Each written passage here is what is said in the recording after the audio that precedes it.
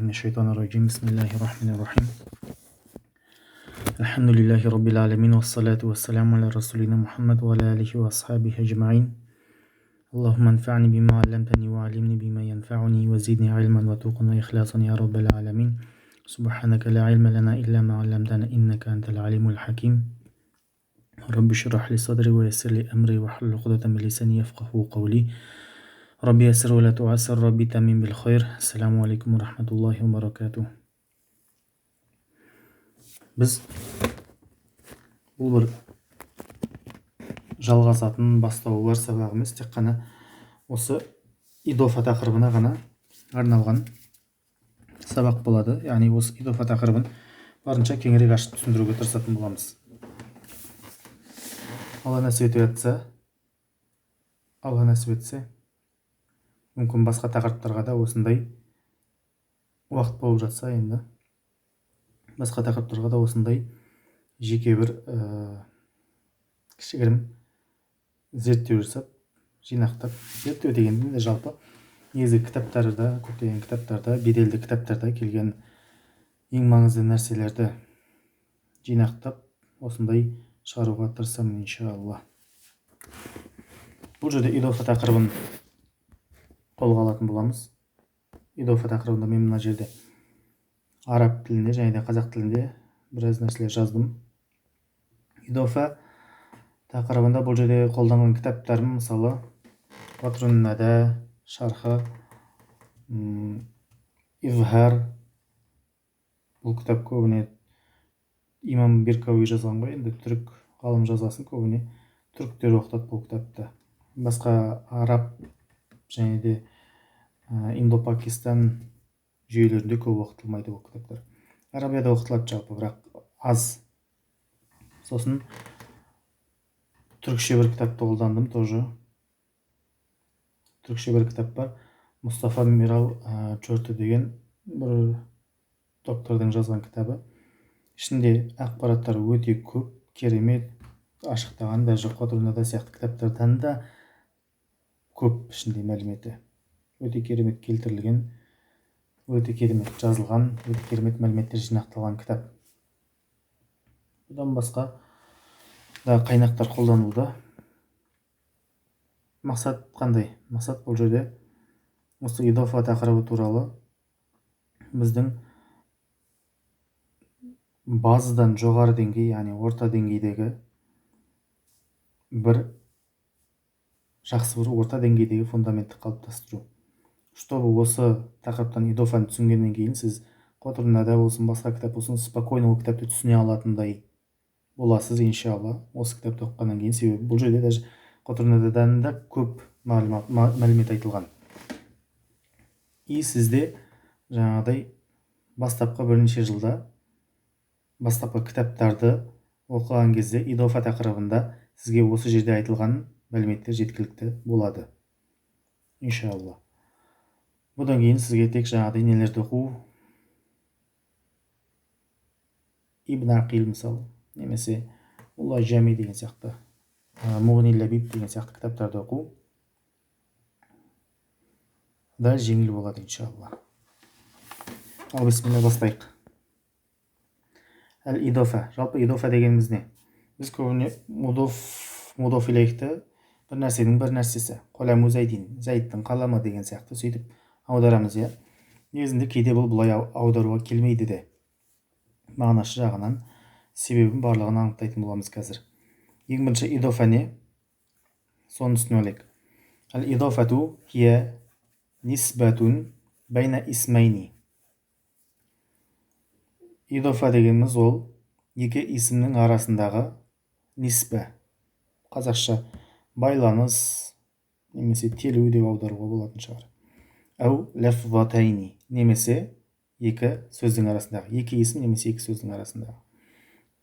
Исім деген кезде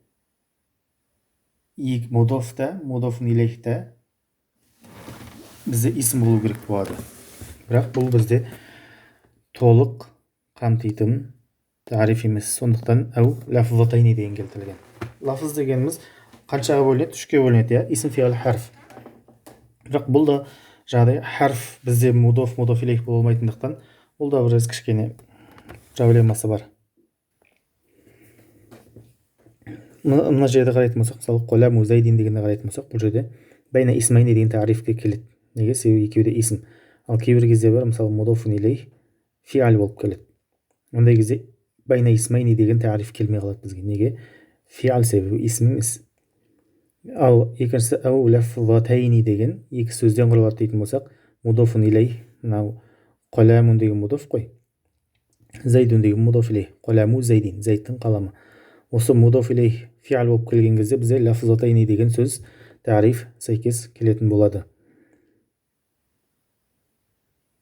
Яғни лафыздың ішіне фиал да кіргеннен кейін мудоф илейх фиал болса да бұл тариф бізде дұрыс болып есептелетін болады. Бірақ көбіне бізде келетіні байна исмайн келеді, екі исімнің арасындағы ниспа келеді. Ал ниспа дегеніміз не? Бізде ниспа деген нәрсе бар, және де иснат деген нәрсе бар. Осы екеуінің арасын айырып алайық ең бірінші. Ниспа дегеніміз, мысалы мына жерде мен жазып қойдым, ниспа дегеніміз кәләм сөйлем пайда болмайды. Иснат дегеніміз кәләм пайда болады. Яғни ниспа болған кезде екі сөздің арасында ол жерде сөйлем пайда болмайды. Мысалы қоламу зайдин, зайдтың қаламы. Бұл екеуі мубтада болады. Мысалы хабар жоқта, қоламу зайдин ахмар дейтін болсақ, хабар әкелетін болсақ, уже жүмлә болады, кәләм болады. Демек ниспа дегеніміз мудофун илейх деген сияқты кәләм бола алмайтын, өздері жеке бір сөйлем бола алмайтын, өздері жеке бір толық мағына бере алмайтын бір сөз тіркесі арасында болады. Мудофун илейх ең бірінші мысалы осыған. Ал иснат дегеніміз не? Иснат дегеніміз ол керісінше кәләм бола алады. Мысалы қама зайдун фиал фаил, немесе зайдун қаимун, мубтада хабар. Жүмле бола ала ма? Бола алады. Нақты пайда беріп тұр ма бізге? Нақты бір мағынаны білдіріп тұр ма? Түсіндіріп тұр ма? Түсіндіріп тұр. Демек бұл иснат болады.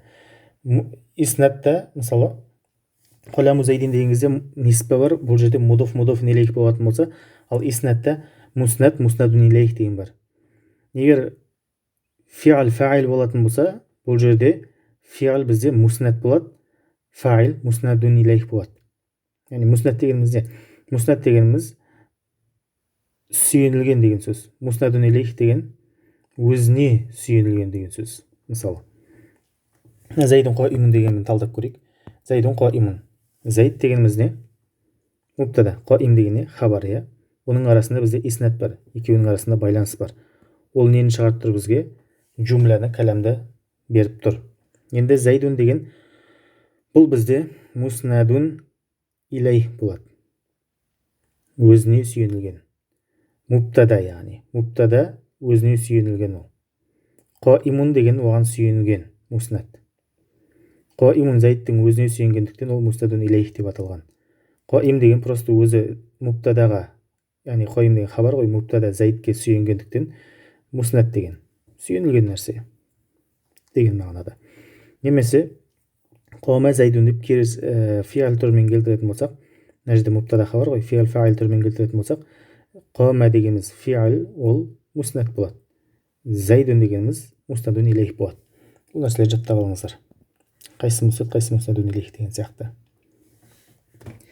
Енді қараңыздар, біз айтқандай бұл идофа дегеніміз ниспа, иснат емес, иснатпен шатыстырмауымыз керек. Қоламу зайдин мысалы, мәселен, яғни. Хунака, қараңыздар, қад насабнал исмал ауала, бірінші исімді ниспа жасадық. Неге? Илал исми фани, екінші исімге. Бірінші исім бұл жерде не? Қолам. Екінші исім не? Зайд. Қоламды зайдке ниспа жасадық деп жатыр. Анық. Қады бұл жерде тәхқиқ мағынасында, яғни анық, нақты, точно дейміз ба, қалай? Точно байланыстырдық, теледік. Мудоф идофа дегеніміз осы. Немесе бұның мынандай бір ашықтамасын келтірген, түрік тіліндегі кітаптан көрдім бұны. Бір есімнің мағынасын ашықтау, толықтыру үшін екінші есімді оған телу дейді.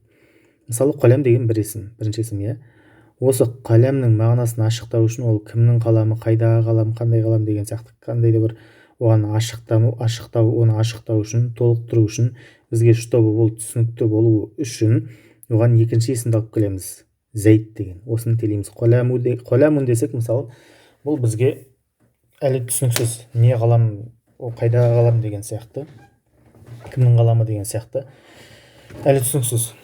Ал егер бізге әкеліп қоламу зәйдин дейтін болса, ниспа жасайтын болса, өйстіп теліп алып келетін болса, екінші сөзге біз зәйттің қалам екендігін түсінеміз бұның уже. Осындай бір тариф берген екен. Енді ең негізгісі жағдай дегенді жаттап алу ғой. Мынау просто түрік тілінен әкелгенім, жағдай түсініктірек болу үшін, жақсы бір ашық бір тағриф екен, сол үшін алып келдім.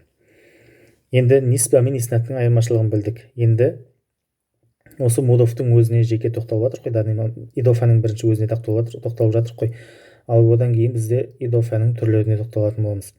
Қазір идофаның өзінің ерекшеліктерін жалғастырайық. Қараңыздар, мудоф тәнуин қабылдамайды. Қоламу зәйдин деген кезде қоламу мудоф, яғни бірінші келетін мудоф бізде. Мудоф бізде тәнуинді қабылдамайды мүлдем. Мудоф қабылдамайды. Өзі идофаның бір мақсаты да ол юфиду тахфиф дейді, яғни ифадату тахфиф немесе тахфиф, яғни жеңілдік беру, жеңілдік білдіру, жеңілдік беру. Жеңілдік не нәрсемен болады? Ол тәнуин кету арқылы болады. Тәнуин кетпесе жеңілдік жоқ ол жерде уже. Сондықтан бұл жерде идофаның кейбір мақсатта орындалмай қалады тәнуин болатын болса. Және екеуінің арасы байланыспай қалады. Қоламун зәйдин деген сияқты нәрсе болмайды мысалы. Мудофта ешқашан тәнуин болмайды. Ал алифлам ше, мудофта болуы мүмкін бе? Әдетте болмайды. Яғни көбіне болмайды деген сөз. Көбіне дегенді әдетте деп жазыппын. Әдетте де, яғни көбіне деген сөз ғой, әдетте де тоже болмайды. Өте сирек қабылдайтын жерлері бар. Иә, мудофтың алифлам қабылдайтын жерлері бар.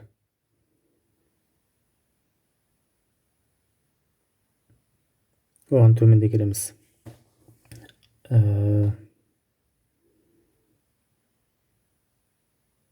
Өте сирек жалпы ол. Мудофтың алифлам қабылдайтын жерлері. Әд-дарибул қитти деген сияқты, мысалы, сондай келетін жерлері болады жалпы. Әд-дарибу әл-қитти. Яғни әл-қитти деген мудоф илейх болып кәсіра болып тұр. Мудофтың харекеті иғрабы сөйлемдегі орнына қарай өзгереді. Мына қолам деген бар ғой. Осының харекеті иғрабы, яғни алдынан не келеді? Соған байланысты өзгереді. Мысалы, кәсәрту, мына жерде қоламу зәйдин дедік қой. Қоламу зәйдин әхмәр дейтін болсақ, бұл марфу болып тұр, иә. Ал енді әкеліп кәсәрту қолама зәйдин дейтін болсақ, қолама мафулун бих болып кетті. Дәл сол сияқты кәсіра болып мәжрур болатын кездерде болады. Бұл мудофтың иғрабы, яғни өзінің алдынан не келеді, соған байланысты өзгере береді. Ал мудоф илейхтікі ше, қоламу зәйдин дегі зәйдиннің иғрабы. Бұның иғрабы, мудоф илейхтің иғрабы сегда мәжрур. Мудоф илейхтің иғрабы сегда мәжрур. Бірақ мәжрур болғанда кейде кәсірамен болады, кейде мысалы екілі көкше түр болса яймен болады. Екілік болатын болса алды фатхалы яй, көкше түр болатын болса алды қандай? Кәсірәлі яй. Мысалы, рәйту қаидәл муслимина, мұсылмандардың әскер басшысын көрдім. Осы жерде муслимина, мұсылмандар, яғни жама түр бұл жерде. Алды кәсірәлі яймен болды. Дәл сол сияқты екілік түрменде келетін кездері болады. Ал кейде мынандай сөздер келеді, мысалы, мәбни сөздер келеді. Ғайру мунсариф сөздер келеді, мысалы. Ондай кездерде жаңағыдай мәбни болған кезде неге мәбни, соған байланысты, немесе жаңағыдай не болған кезінде Аллахумма салли аля Мухаммад, ғайру мунсариф болған кезде фатхамен келеді. мына жерде мәбниде фатха деп жазыппын, бұл қате жазылып кеткен, бұны түзеймін иншалла. Соңынан түзей қоярмын. Қызылмен сызып қояйық. Мәбниде неге мәбни болатын болса, соған мәбни болады. Мысалы, хизами деген бар. Хизами деген әйел адамның аты бар. Қатырында да келеді мысалы. Кәсірімен бітеді ол. Қоламу хизами дейтін болсақ, хизами мудофун илейх мәбни алал кәсір болады. Мәбни алал кәсір. Кәсіраға мәбни болады.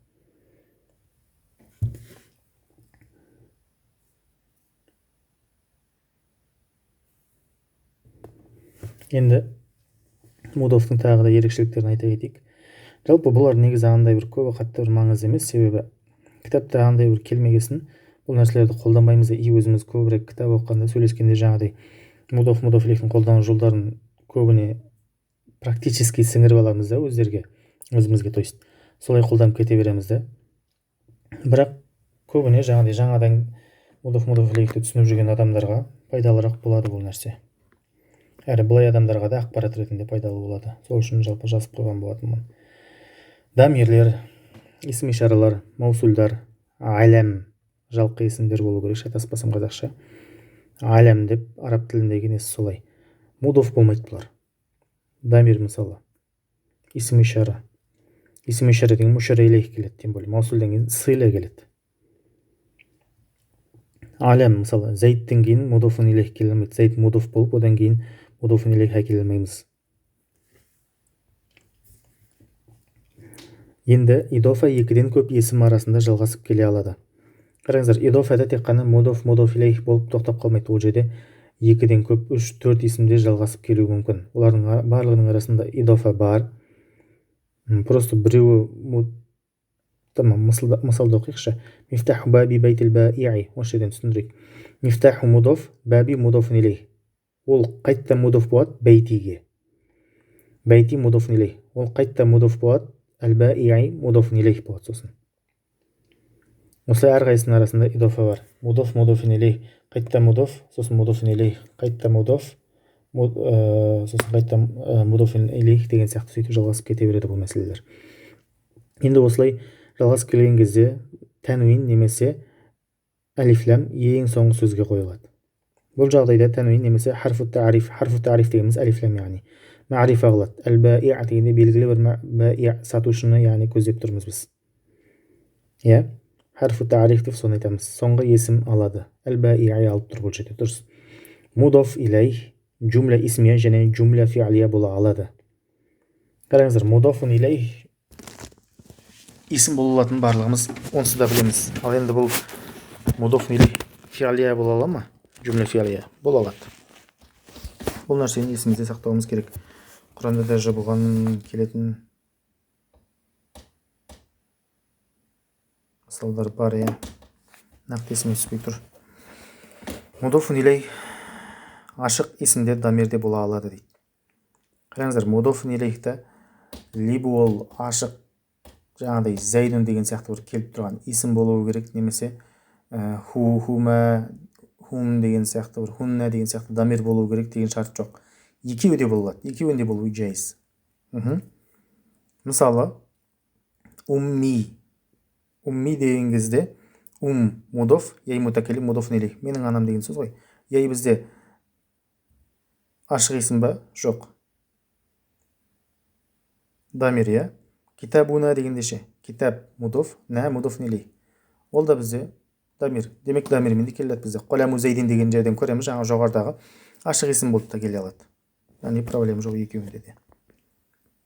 Енді не үшін тәнуин бұл жердегі хазф етіледі, соған берілген түсініктемені қарайық. Юхзафу тәнуину. Тәнуин хазф етіледі дейді. Неге? وذلك لأنه يدل على كمال الاسم. Себебі ол, яғни тәнуин исімнің кемелдігіне нұсқайды дейді. Яғни тәнуинмен келетін болса, ол толық бір исім болып тұр деген сөз. Толық бір исім болып тұр. Идофату тәдулу аля нұқсанихи дейді. Ал және идофа болатын, идофа исімнің нұқсандығына, яғни кемшілігіне нұсқайды дейді. идофа онсыз да сол исім кем болғасын оған толықтырайын, мағынасын ашықтайын деп келіп тұр. Енді осылай ашықтайын деп келіп тұрған нәрсе ол кемел нәрсеге келе ме? Кемшілігін толықтырайын деп келіп тұрған идофа өзі кемел нәрсеге келе ме? Жоқ, нақыс нәрсеге келеді. Демек, нақыс нәрсеге келу үшін оның тәнуинсіз болуы міндет. Идофада яғни. Ула якуну шай'у камилан нақисан. Бір нәрсе бір уақытта фи уақтин уахидин деген сөз қосуға болады мына жерде. Яғни бізде білеміз, мантықта қағида бар. Бір нәрсе бір уақытта екі халде бола алмайды. Либо ол нақс, либо ол кеміс. То есть кемел. Әрі кемел болып, тәнуимен болып, әрі нақис бола алмайды. Ол мудоф илейх болып, идофада тұра алмайды ол екеуі. Екеуінің біреуі болады. Либо кемел болып идофасыз тұрады, либо нақис болып идофаның ішінде тұрады. Екеуінің біреуі. ويحذف النون أيضا. نون да хазф етіледі. Не үшін? لكونها قائمة مقام التنوين. Тәнуиннің мақамында тұрғандығы үшін. Яғни тәнуиннің орнында тұрғандығы үшін. Мысалы, нун бізде қай жерде келеді? Екілікте, тәснияда, яғни немесе жамағатта келеді, нун. Мысалы, китабун деген кезде тәнуинмен келді. Китабу зайдин деген кезде тәнуин кетіп қалып, даммасығын алды. Ал енді екі кітап, зайдтың екі кітабы немесе зайдтың кітаптары дегенді айтатын болса қалай айтамыз? Китабани зайдин деп айтпаймыз. Нун түсіп қалады бізде. Китаба деп созылады да, зайдин болады. Китабуна дегенде китабу зайдин дейді. Нун түсіп қалады бұл жерде. Не үшін түсіп қалатындығын түсіндіріп жатыр? Ол да себебі тәнуиннің орнына келген нәрсе дейді. Яғни тәнуиннен айват деп айтсақ болады. Тәнуиннің орнын басқан нәрсе. Уахия науан. Енді қараңыздар, ең маңызды тақырыпқа келдік. Идофаның екі түрі бар. Лафзия және де ма'навия. اللفظية هي ما يصح أن يحل الفعل محل المضاف فلا يتغير المعنى. لفظية дегеніміз не? Лафзия дегеніміз ол мудофтың орнына фиалдың өтуі дұрыс болатын нәрсе. Қазір аударып кетейік, төменнен оны түсіндіреміз иншалла. فلا يتغير المعنى және мағына да өзгермейді дейді. Қараңыз, яғни мудофтың орнына сол мудофтың фиалы, мысалы дорибун болатын болса, дорибунның фиаліне ядрибу. Исм фаил бізде неге нұсқайды? Әдетте мустақбал немесе хәлге, яғни осы шақ немесе келе шаққа нұсқайды. Яғни ядрибу деген сөз. Осындай дорибунның орнына мудоф дорибун келіп тұрса, мысалы соның орнына ядрибу келе алуы рұқсат болуы дейді. Келе алғанда мағынасы өзгермей дұрыс болуы, сол нәрсе дейді. Сол нәрсе дұрыс болса, ол лафзия дейді. Бірінші шарты такуну сифатан. Лабудда ан такуна сифатан деген сияқты бір нәрселер қосуға болады жалпы. Яғни бұл жерде не болу керек? Мудоф сифат болу керек. Бұл жерде бірақ сифат дегеніміз маусул сифаттағы сифат емес. Бұл жердегі сифат дегеніміз әй муштақон. Муштақ болу керек. Муштақ дегеніміз не? Исм фаил, исм мафул, сиғатун мубалиға, сифатун мушаббаха. Осылардың бірі болу керек. Осылардың бірі болуы керек. Мудофатан иля ма'мулиха дейді. Екінші шарт бар. Не? Осы исм фаил немесе исм мафул, сифатун мубалиға, сифатун мушаббаха дегендеріміз өзінің ма'муліне, өзі яғни амал еткен нәрсеге мудоф болуы керек дейді. Мысалы, дорибу зайдин. Төменнен келтіріп қойырмыз қазір. Оқи берейік шылардың. Ва туфиду тахфифа, және де тахфифті білдіреді дейді. Фил лафзи фақот. Тек қана сөздегі тахфифті білдіреді дейді. Бұл лафзияда дейді. Тахфиф дегеніміз не бұл жерде? Әт-тәнуин, тәнуиннің кетуі, нунның хазф болуы, дамир және де дамирдің кетірілуі. Осы үшеуінің кетуі арқылы тахфиф білдіреді. Арабтар білеміз, біздерде тахфиф жеңілдетуді жақсы көреді олар. Жеңілдетіп сөйлеуге тырысады неғұрлым. жаңағыдай мысалы ауру әріптердің хазф болуы, ауру әріптердің хуруфул илланың мысалы нені харекеттерді толық көтере алмауы деген сияқты. Демек лафзия, идофа лафзия не үшін жасалады? Тахфиф үшін жасалады. Тахфиф жасаған кезде тәнуин удалит етіледі, нун және де намир удалит етіледі. Енді осының астынан нелерін қарап отырып,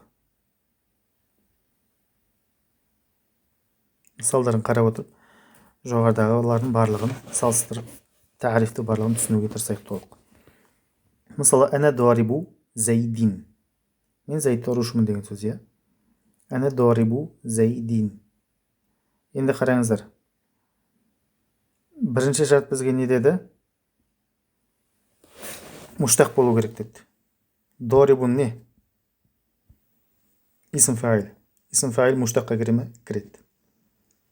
Екінші шарт не деді? Мудофатан иля ма'мулиха деді, иә бізде. Зайдин.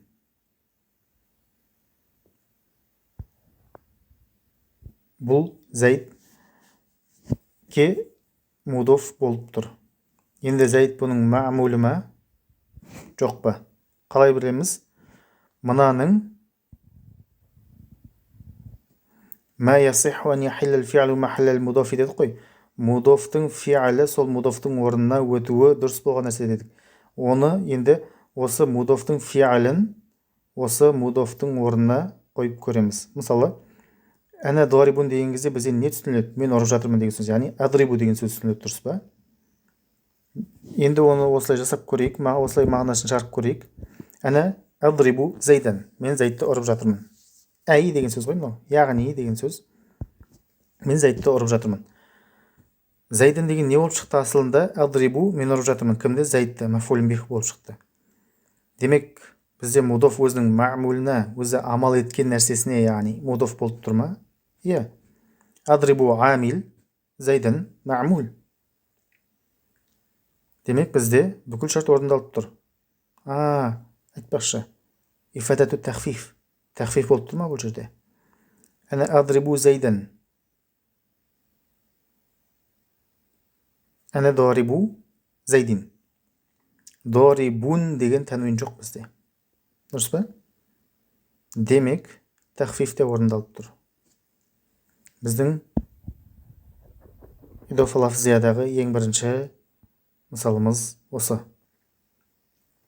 Бұл бізде дуарибун исм фаилге мысал, және де айтқандай мағына өзгерген жоқ бұл жерде. Мынадай мәселе бар, айтпақшы. Дуарибун деген исм фаил. Исм фаил негізі қандай мағынаға, қандай фиғилге көбірек ұқсайды? Ол осы фиғил мудорикке ұқсайды. Исм фаил либо хәл, либо мустақбал мағынасын, яғни либо осы шақ, либо келешек мағынасын білдіреді.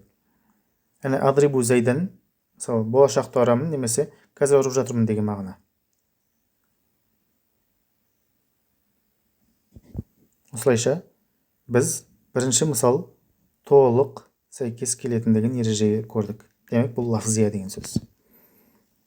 Ең бірінші, фи'л фаил, то есть фи'л мудофтың орнына өте алып тұр ма?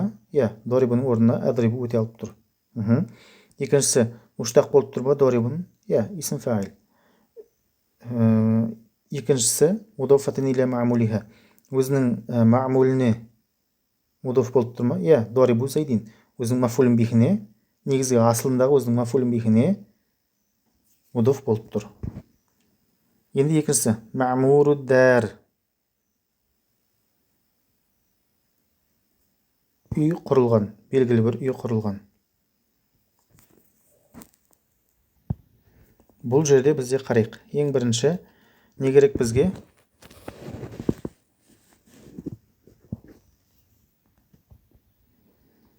Бұл мудоф ма'мурдың, яғни фи'лі сол ма'мурдың орнына өте ала ма? Соны көрейік. Умиро, салынды, тұрғызылды деген мағына. Умиро даруху. Немесе умиро ад-дару. Оның үйі салынды, тұрғызылды деген мағынада. Дұрыс па? Енді екінші мәселе, такуну муштаққун. Әл-мудофу Якуну муштақ мысалы. Маъмурун деген муштақ па? Исм мафул. Демек бұл муштақ. Исм фаилге мысал бердік, енді исм мафулге мысал беріп жатырық деген сөз бұл уже. Екінші шартта не болу керек? Мудафатан иля маъмулиха. Өзінің маъмулына, өзі амал етіп тұрған нәрсесіне мудаф па? Иә, неге? Себебі маъмурун дегеніміз дәруху дегенде, дәр деген, то есть оның үйі. Маъмур дәр белгілі болып тұр ғой, алифламмен. Ол не деген сөз? Негізі асылында ху деген дамирден тахфиф болып осылай болған деген сөз. Яғни маъмурун дәруху дегеніміз, дәруху мынаның фаилі. Біз исм фаил, исм мафул, сифату мушабаха, сифату мубалаға амал ете алады. Білеміз, өздеріне фаил ала алады, өздеріне мафулин бих ала алады, өздеріне жар мажрурден мутааллиқ ала алады деген сияқты бірнеше қызметтер атқара алады. Бұлардың қызмет атқару үшін де шарттары бар негізі. Олар уже бөлек әңгіме. Бұның әрқайсысы өз бөлек-бөлек тақырып негізінде. Қайсысы қандай шарттармен амал етеді деген сияқты. Негізі бірақ мафул мен фаилде хәл немесе мустақбал болу керек деген шарты бар. Өткен шақ болатын болса болмайды. Себебі өткен шақ мағынасында болса олар амал етпейді. Ол жерде уже ядрибу мағынасында тұрған жоқ деген сөз. Енді маъмурун дәруху дегенде ху дәр мудаф, ху мудаф илейх, мудаф илейхмен маъмурдың жалпы фаилі, немесе дәр бұның фаил деп те айтады көбіне жаңағыдай арабша еуроптарда. Деванскийде дәруху мудаф илейхмен қосылып маъмурдың фаил деп айтады. Разница жоқ. Мұнылар мағына жағынан қарайды. Арабтар сөз жағынан қараса, дәр деген өзі фаил деп айтатын болса, сөз жағынан қарап, Деванский системада мағына жағынан алады. Дәруху оның үйі тұрғызылған, салынған деген сияқты мағына жағынан алады. Проблема жоқ, екеуі де дұрыс. Енді бізде мудафатан иля маъмулиха болды ма? Маъмур амил, дәруху маъмул. Дұрыс. Амил маъмул деген түсінеміз ғой. Иля деген харф жар, мысалы амил, әл-бәйти деген маъмул. Иля дегеніміз амил, амал етуші. Не істеп жатыр ол? Әл-бәйти дегенде мәжрур қылып жатыр. Сондай әл-бәйти дегеніміз маъмул. Яғни өзіне амал етілген нәрсе ол. Ол несі жоқ еді? Иғраб жоқ еді. Иля келгеннен кейін, иля өзіне келгеннен кейін ол кәсіраға айналды. Иля әл-бәйти болып мысалы. Сол сияқты. Маъмурун дәруху деген енді соңғы мәселе ифадату тахфиф бар ма бұл жерде? Дәруху деген асылында негізі дамир бар, мына жердегі. Тәнуиннің тахфифін көрдік, енді дамирдің тахфифін көріп жатырық біз. Маъмурун дәруху деген кезде де бізде тахфиф болып тұр. Дұрыс па? Қалай ол? Маъмуру дәр. Маъмуру дәр. Мына жерде дамир түсіп қалды. Сөйтіп тахфиф болды. Тахфиф жеңілдету, яғни жеңілдік болып жатыр да, осы тәнуин түсіп қалып, нун түсіп қалып, дамир түсіп қалып деген сияқты. Хасанул вajhi, ай хасанун вajhuhu. Хасанун дегенімізде сифату мушаббаха. Вajhuhu мудаф илейх. Хасанунның фаилі.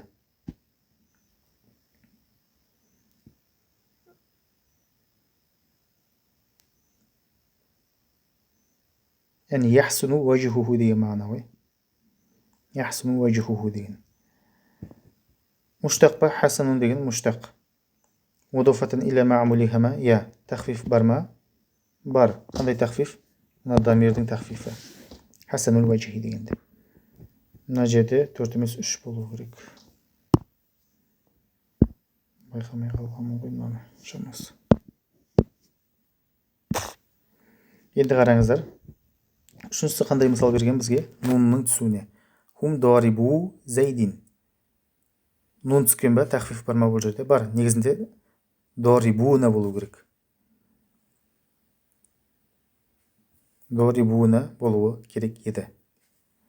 Енді мәйіз ең бірінші мәйіз тарифқа қарайтын болса, тарифтағы мысалы осы мудафтың дарибуна деген мудафтың бізге фиалі осы жерге келген кезде мағына дұрыс болу керек дейді. Яғни хум ядрибуна зайдан деген мағына. Хум ядрибуна зайдан деген мағына сай келу керек па? Келе ме сай? Келеді әрине. Олар зайдты ұрып жатыр, немесе ұрады деген сияқты. Бірінші шарты қандай? Такуну сифатан ай муштаққан, иә. Сифат болу керек. Дорибуна деген не? Исм фаил жама, музаккар. Демек, бірінші шарт орындалып тұр. Екінші шарт немене? Мудофатан иле маъмулиха. Өзінің маъмуліне мудоф болу керек. Зайдин деген негізіне ядрибуна зайдан. Мудофун илейх.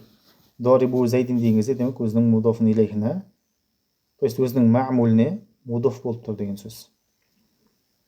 Әй, яғни дорибуна зайдан. Негізі асылында дорибуна зайдан деген сөз. Нунмен жазылу керек негізінде. Әй, яғни дорибуна дегенді фиалға айналдырамыз. Ең негізгі асылы сонда ядрибуна зайдан деген шығады. Тахфиф бар ма бұл жерде? Бар. Не кетті? Дорибуна дегендегі нун кетті. Дорибу зайдин деп. Демек, мынаның да мысалын бердік біз. Исм мафул, исм фаил және де сифаты мушаббаханда мысалын бердік. Сиғатул мубалағаға жеке бір арнайы мысал жазылмады, бірақ негізі тақырып бәрі түсінікті болды деген ойдамын. Демек, лафзия болу үшін не дейді? Лафзия болу үшін фиал, сол мудофтың фиал түрі, яғни мудори фиал түрі, сол мудофтың орнына қойған кезде сөйлемнің мағынасы өзгермейтін нәрсені біз лафзия деп айтамыз. Оның екі шарты бар. Бірінші шарты такуна сифатан болу керек, яғни лабуддан такуна сифатан. Бұл жерде бізде мынадай нәрсе бар. Көптеген кітаптарда сифат деп келеді бұл нәрсе. Муштақ дегенде сифат деп айтады. Көптеген наху кітаптарында шатыстырмауымыз керек. Бұл жерде сифат сарфи емес. Сарф немесе жаңағыдай не емес андай. Маусу сифат дегендегі сифат емес. Бұл жердегі сифат муштақ мағынасында. Яғни исм фаил, исм мафул, сиғату мубалаға, сифату мушаббаха деген нәрселер болу керек деген сөз. Екінші шарты өзінің маъмуліне идофа болған болу керек. Идофаны шешкен кезде, мысалы, өзі сол нәрсеге амал етіп тұру керек. Сол кезде біз түсінеміз, что бұл уже идафа лафзия. Ал идафа лафзияның бізге беретін пайдасы не? Әт-тахфиф. Лафыздағы тахфиф бар осы. Ол лафыздағы тахфиф қандай болады? Тануин және нун және дамир. Осы үшеуін тахфиф жасайды бізге. Жеңілдік жасап, осы үшеуін түсіріп береді. Енді лафзия идофаға тән ерекшеліктерді қарайық. Мудоф муштақ болғандығы үшін көбіне өзінен бұрын келген есімнің сипаты болады. Қараңыздар. Мудоф бізде муштақ болу шарты бар дедік, иә? Ал накирадан кейін муштақ келетін болса не?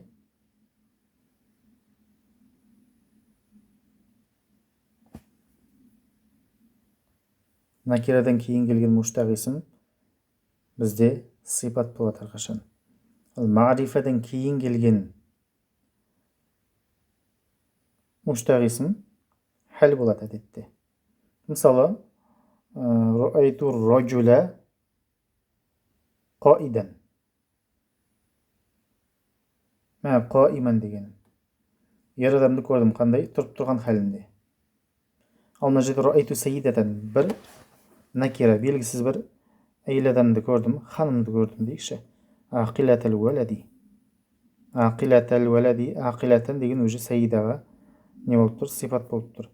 Біреу айтуы мүмкін, ақилатал уалади мудоф илейх уже ма'рифа болып кетті ғой, сайидатан деген накира. Накираға қалай мудофын, ма'рифаны мудоф, то есть сипат қылып тұрсыңдар деп айтуы мүмкін. Жоқ.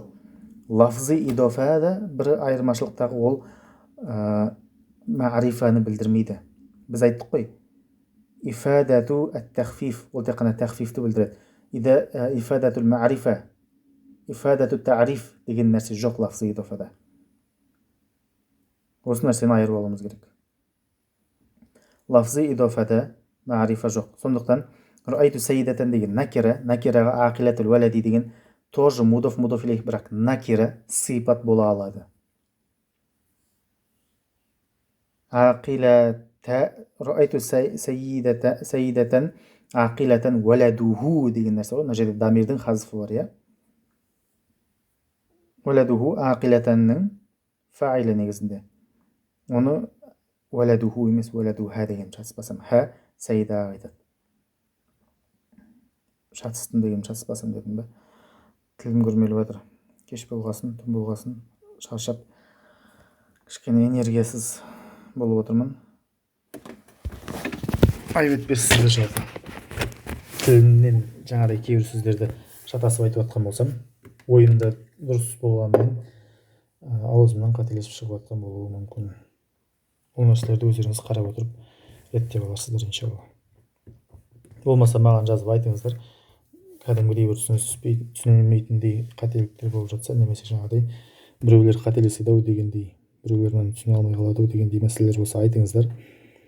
Мен оны керекті жерге бір жерге жазып қоямын иншалла.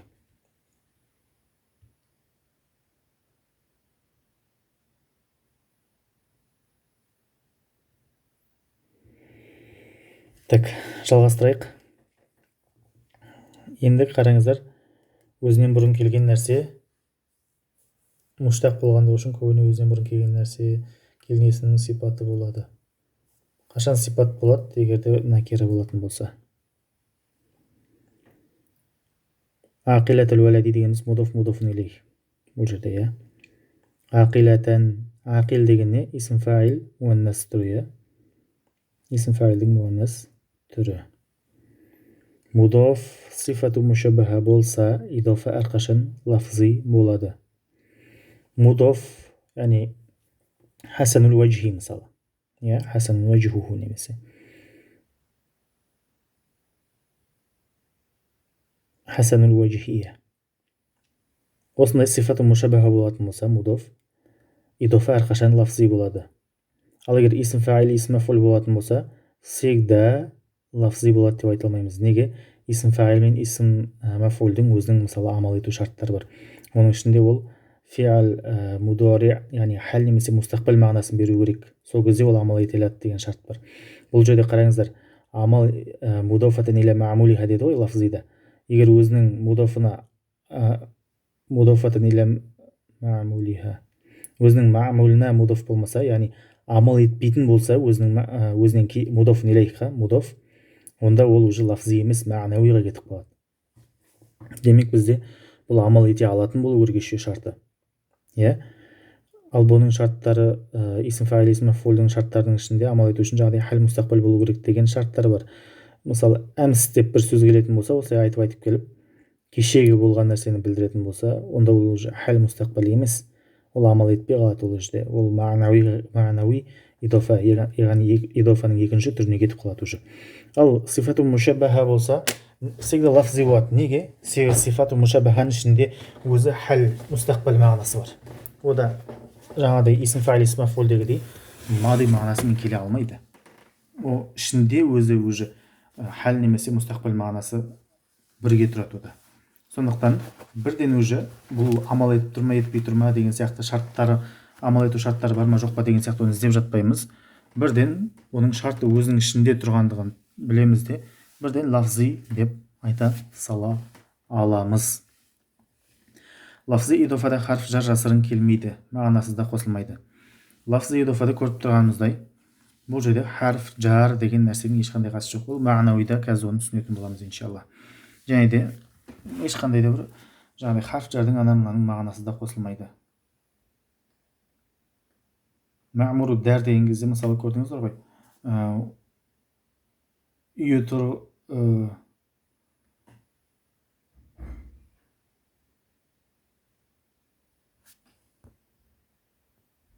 дорибу зайдин маъмуру дәр, дорибу зайдин деген жерде мысалы барлығында қалай аударылатындығын түсіндіңіздер ғой, иә? Мағынасына қарай зайдты ұрушымын. Зайдтың ұрушысы мен деп аудармаймыз, мысалы. Бір нәрсенің бір нәрсесі деп аударуға үйреніп қалғанбыз ғой біз. Мен зайдты ұрушымын деп мафул, негізгі асылындағы мафул мағынасымен аударамыз бұл жерде. Маъмуру дәр дегенде мысалы үй тұрғызылған деп солай аударамыз, иә? Үйі тұрғызылған деп, немесе жаңағыдай оның анау деген сияқты мағынаға қарай, сиях сибаққа қарай, яғни контекстке қарай. Хум дорибу зайдин, олар зайдты ұрушылар, олар зайдты ұрып жатыр, немесе ұрады деген сияқты. Бұл жерде зайдтың ұрушылары, бір нәрсенің бір нәрсесі деген сияқты формулаға салып аудара алмаймыз уже. мағынасы дұрыс келмей қалады. Аудару мәселе ережеден бөлек аудару мәселесіне де мән беріп отырыңыздар, себебі ережені біліп аудара алмай тұрсаңыз тоже дұрыс емес. Кейбіреулер мысалы наху кітаптарын жаттап алған, бірақ аударғанда сол өзінің ережелерін, білген жаттаған ережелерін қолдана алмайды. Ол да енді не емес, дұрыс емес, қиын бұл. Енді келесі бізде лафзи идофада мудоф илейх себебімен мағрифа бола алмайды дейді. Қараңыздар, жоғарыда айттым, иә, лафзи идофада мудофун илейх себебімен мағрифа бола алмайды. Мудофун илейх келгенде, мудофун илейхта тіпті харфу тариф болса да, мудоф ол арқылы мағрифа бола алмайды. Банағада ақилатыл уәләди деген сияқты мысалы. Ол мағрифа бола алмайды. Лафзи идофада жалпы ифадату тахфиф деді қой, тахфифті ғана білдіреді, ифадату тариф деген нәрсе жоқ. Бұл жерде мудоф бола алатын бір жағдай бар, ол қашан? Тек мудоф харфу тарифпен келсе мағрифа бола алады. Мудоф егерде харфу тарифпен келетін болса мағрифа болады. Бірақ ол мудоф илейх арқылы, идофаға кіру арқылы мағрифа болып тұрған жоқ. Ол өзінің әлифләм бұрыннан бар, бұрыннан ол өзі мудоф болып, мағрифа болып тұр. Сондықтан ол мағрифа болып тұрғаны мына лафзи идофаға кірмейді. Лафзи идофаның білдіріп тұрған, лафзи идофаның беріп тұрған пайдасы емес ол жердегі мағрифа. Екіншісі, идофаның екі түрі бар дедік қой, лафзия және де мағнауия. Мағнауияны қарайық. Екінші түрі мағнауия. Мағнауияны хақиқия деп те атайды. Бұның бірінші шарты ла такуну сифатан. Жоғарыда лабудда ан якуна сифатан дедік қой. Ал мына жерде керісінше ла такуну сифатан. Лабудда ан ла такуна сифатан деп айтсақ болады мысалы. Мен біраз қысқартып жазамын ғой мына жерлерге. Ең біріншісі сифат болмау керек. Сифат дегенімізде муштақ деген мағынада, яғни мудоф бұл жерде исм фаил, исм мафаул, исм сифату мубалага, сифату мушабаха болмау керек. Болған күннің өзінде амал етпейтін болу керек. Иә? Болған күннің өзінде исм фаил келді мысалы, бірақ амал етпеу керек. Амал етпеу үшін не болу керек? Хәл мустақбал мағынасын бермеу керек мысалы. Деген сияқты. Ула такуну мудофатан иля маъмулиха. Және өзінің амал маъмуліне, яғни амал етілген, өзі амал еткен нәрсеге мудоф болмайды. Ва туфиду тарифа. Қараңыздар, енді мағнауи нені білдіреді бізге? Қандай пайда береді? Тарифті білдіреді бізге, яғни мағрифа болуды білдіреді. Ин канил мудофу илейхи мағрифатан. Егерде мудофун илейх мағрифа болса. Жоғарыда біз айтып едік, мудофун илейх мағрифа ол алифламмен келсе де олар мағрифаны білдіре алмайды деп. Ал мына жерде мудофун илейх мағрифа болатын болса, мудофқа да мағрифалықты береді. Түсінікті? Бұл бірінші пайдасы. Екінші пайдасы не? Ва туфиду тахсисо деген ғой, яғни ва тахсисо ин канил мудоф илейхи накирутан. Ал егерде мудоф илейх накир болатын болса, тахсисті білдіреді. Тахсис дегеніміз не ол? Мысалы, мағрифа мен накираның ортасындағы нәрсе. Мағрифа дегеніміз не? Ол белгілі. Ал накира дегеніміз не? Белгісіз. Тахсис дегеніміз не? Бұл ортасында қалған нәрсе.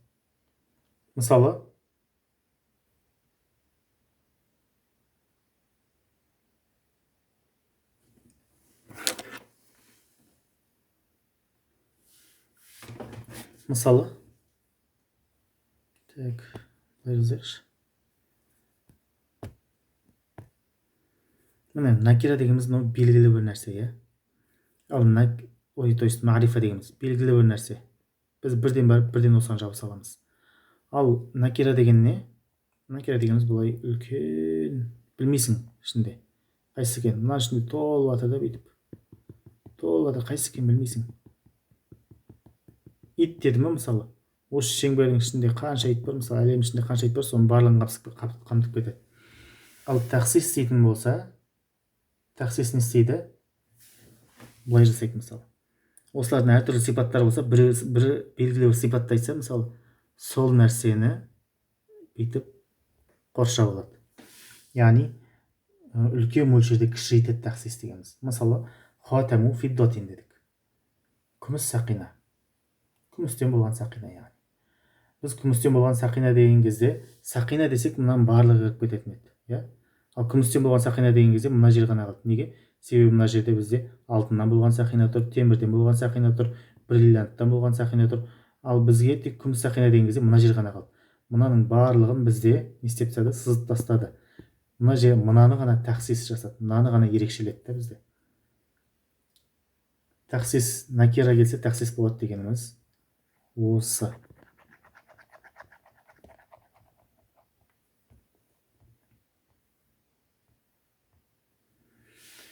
Енді бұның мағнауияда 3 харф жар бар жалпы.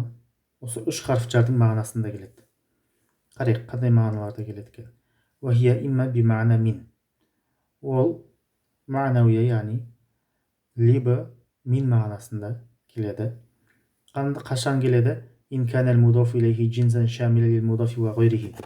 Егер де мудаф илейх, мудафты және де мудафтан басқаны да қамтитын жыныста болса.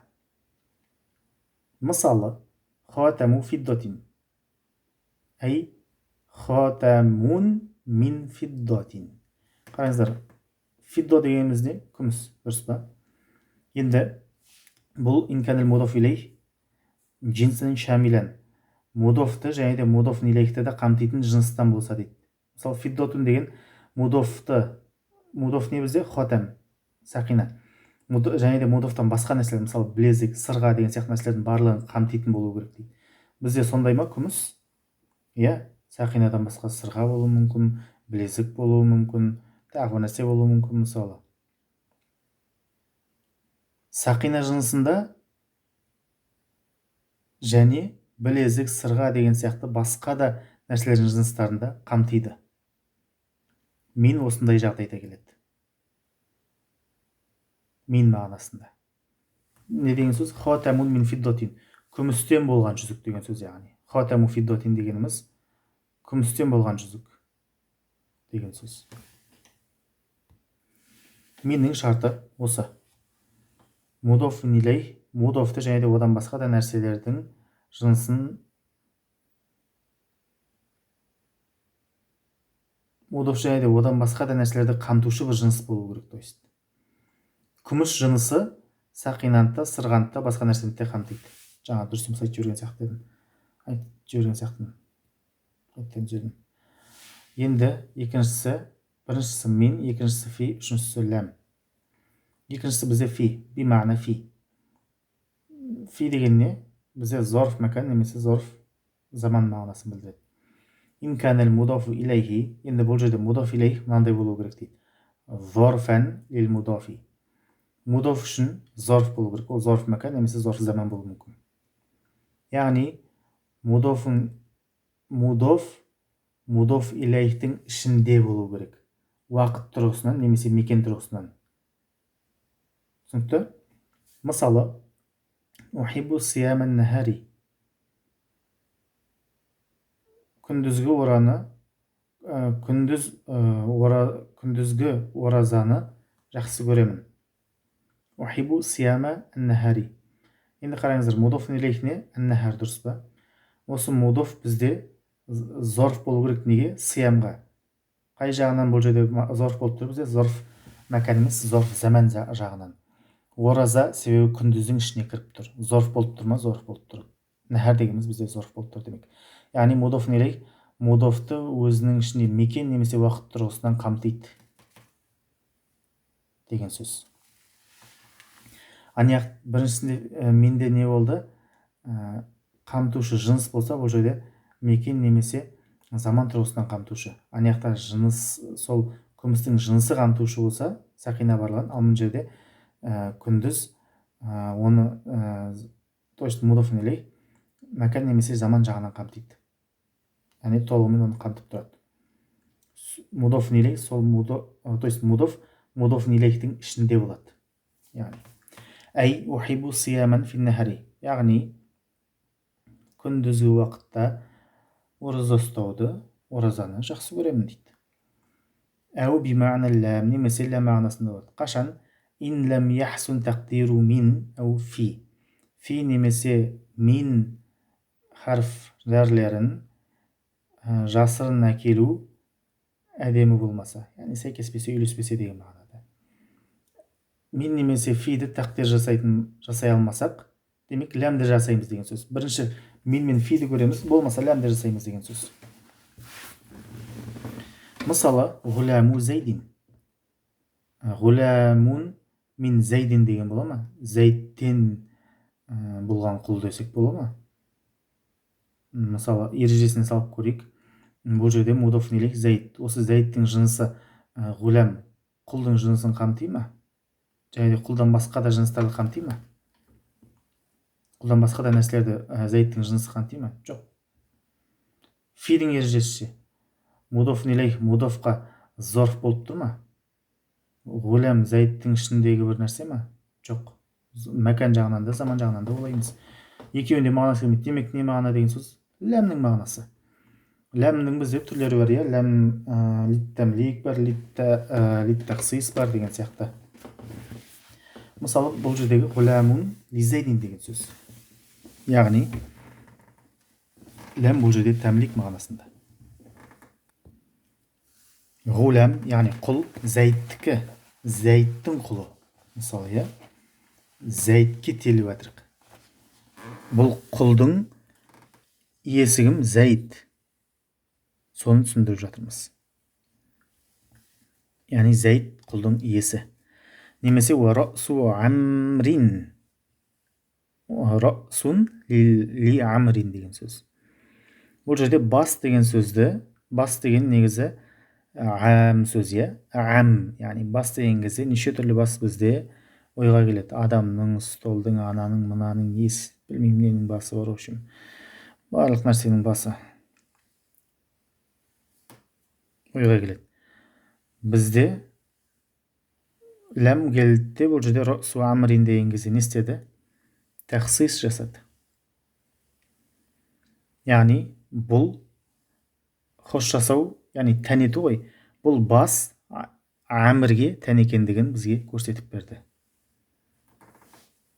Бас әмірдікі, әмірдің басы деп бізге көрсетіп берді. Тәхсис жасап берді. Осы әмірге тән екендігін көрсетіп берді. Тәхсис дегеніміз бұл жерде тән жасау. Жоғарыдағы тәхсис пен мына тәхсистің мағынасы кішкене бөлектеу. Жоғарыдағы тәхсис бізде банағы өткен тәхсисіміз не ол? Ол накирадан белгілі мөлшерде кішірейтіп беру. Мөлшерін кішірейтіп беру. Мағрифаға жетпейді, накира мен мағрифаның ортасында қалады. Ал бұл жердегі тәхсис деп тұрған нәрсе не? Бір нәрсені екінші нәрсеге тән ету. Яғни бас әмірдікі деп басты әмірге тән екендігін айтып тұр бұл жерде. Ләмі тәхсис дегеніміз бұл жерде осы. Енді мағнауи бізде нені білдіреді? لتفيد التعريف لابد أن يكون المضاف غير شبه ومثل وغير. إفادته التعريف، إفادتها يعني إفادة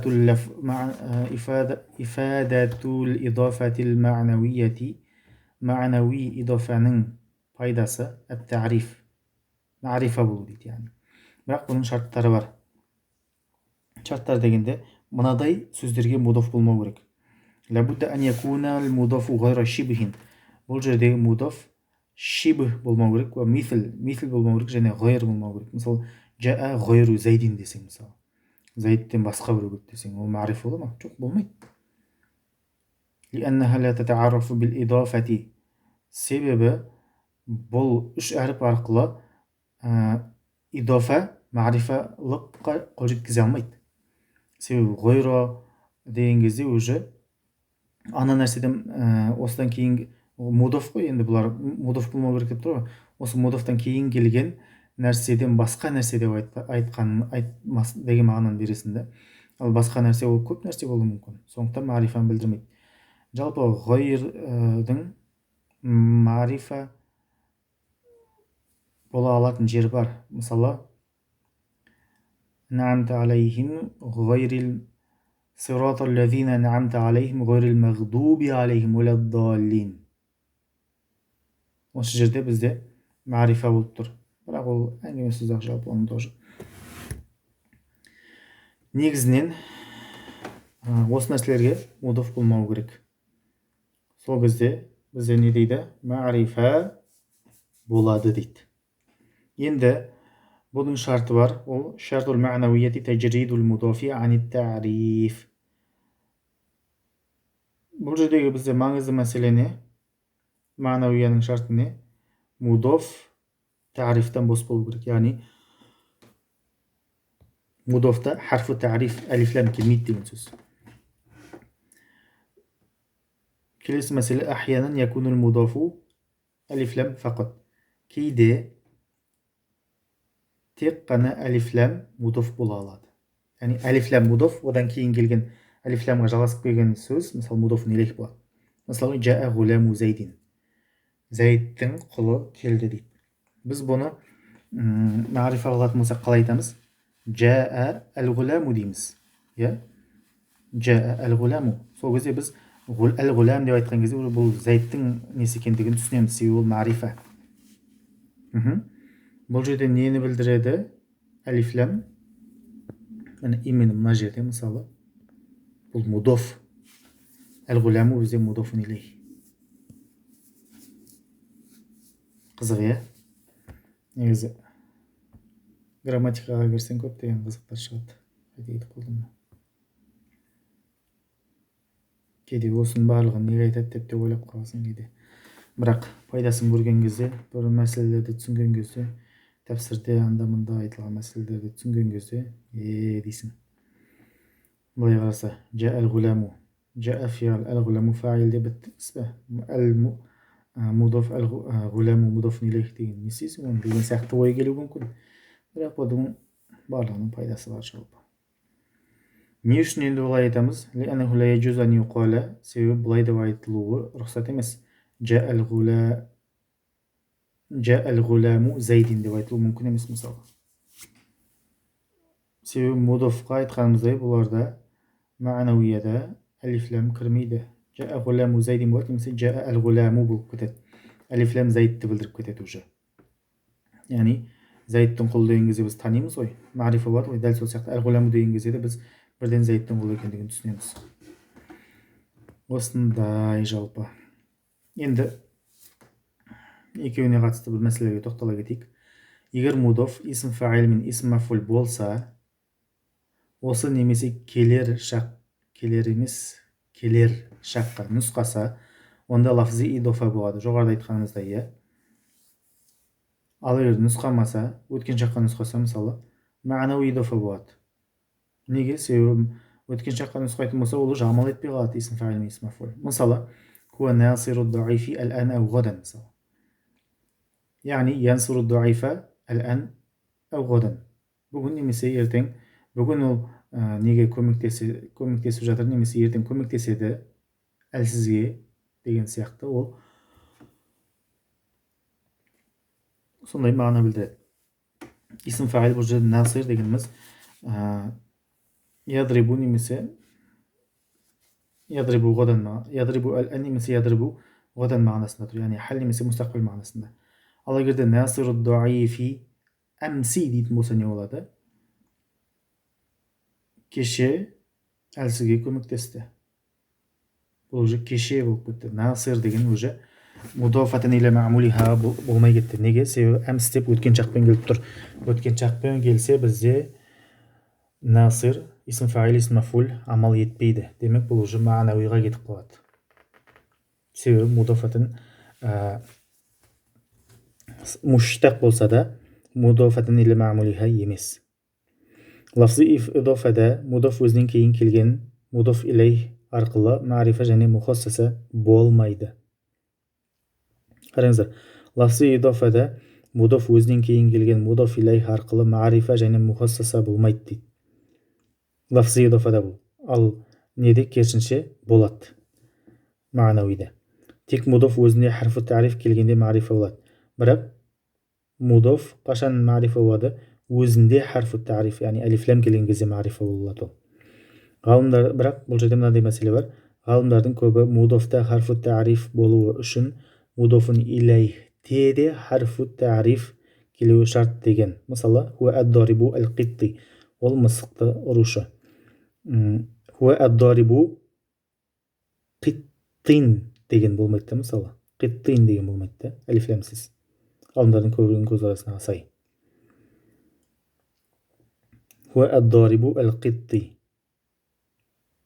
Демек бұл жерде біз амал етіп тұрғандығын талдап көрейік. Мысалы ад-дарибу дегенімізде исм фаил. Бізде не болу керек еді? Муштақ болу керек еді, иә, лафзи болу үшін. Амал екіншісі мудафатин лил маъмулиха болу керек. Әл-қитти маъмул өзінің несіне амал етіп тұр, дұрыс па? Демек бұл лафзи деген сөз. Хуа ядрибу әл-қитта деген сөз. Сондықтан бұл лафзи деген сөз. Жаттығу упражнение ешнәрсе бермеймін. Ондай үй жұмысын тексеру деген сияқты нәрселер болмайды. Бұл сіздерге шағын өзімнің зерттеп жинаған ақпаратымны, жазып шыққан ақпаратыммен бөлісу ғана. Бұл нәрселерді дұрыстап оқып түсінсеңіздер, иншалла сіздерге идофа тақырыбынан әзірше былайша айтқанда қандайды жаңағыдай бір үлкен кітаптарға келгенге дейін қатты бір идофа тақырыбынан қиналмайсыздар, және де кітап оқығанда да идофа тақырыбынан қатты бір қиналмайсыздар. Сіздерде барлығы иншалла жеңіл болады. Мысалы Нұр Мубарактың 4 курсын қиналмай, спокойно осы идофа тақырыбы бойынша қиналмай осы нәрсемен бітіріп шығасыз. Жалпы айтамын да, әдетте даже магистрдің өзінде, докторантураның өзінде енді қатты жаңағыдай мықты тілге кіретін Құран, тәпсір деген сияқты нәрселерге кіретін болсаңыздар, енді келесі деңгейдегі кітаптарды оқу керек болады. Мысалы жаңағыдай Ибн Ақил, Шархул Муғни, Мулла Джами деген сияқты.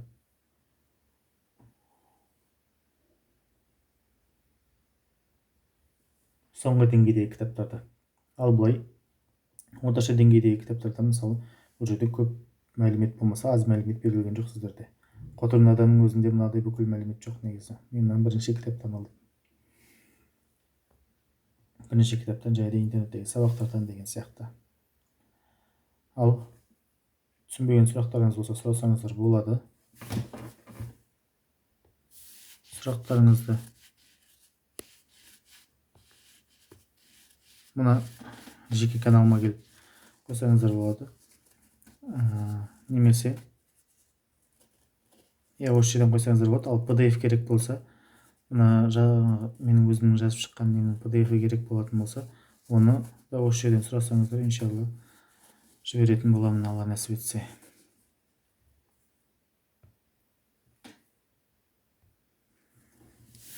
Бізде мәбдәун нахудан өтілген сабақтар бар. Олар интернетке жүктелген, оларды қарасаңыздар болады. Интернеттен басқа да жүктелмеген сабақтарымыз бар. Ауамил сабақтары бар, кәлем сабақтары бар. Хамза Бакридің Усусул ақидатил исламия сабағы бар. Мысалы ауамил енді соңғы дәрістері қалды. Кітабын оқып болып, иғрабын жасап бітуіме жақын олардың. Ал қалған айтылған 3 кітап бітіп тұр. Толығымен неге жүктелген, ютубқа жүктелген, бірақ ссылкасы ашылмаған көпшілікке. Тек мәбдәун нахудікі ғана ашылған осы каналда. Оларға неге жазып, сол каналға жазып, маған жазу арқылы, маған жекеге шығу арқылы қол жеткізе аласыздар. Аллах тағала баршамызға пайдалы, хайырлы ілім нәсіп етсін. Алхамдулиллахи раббил аламин.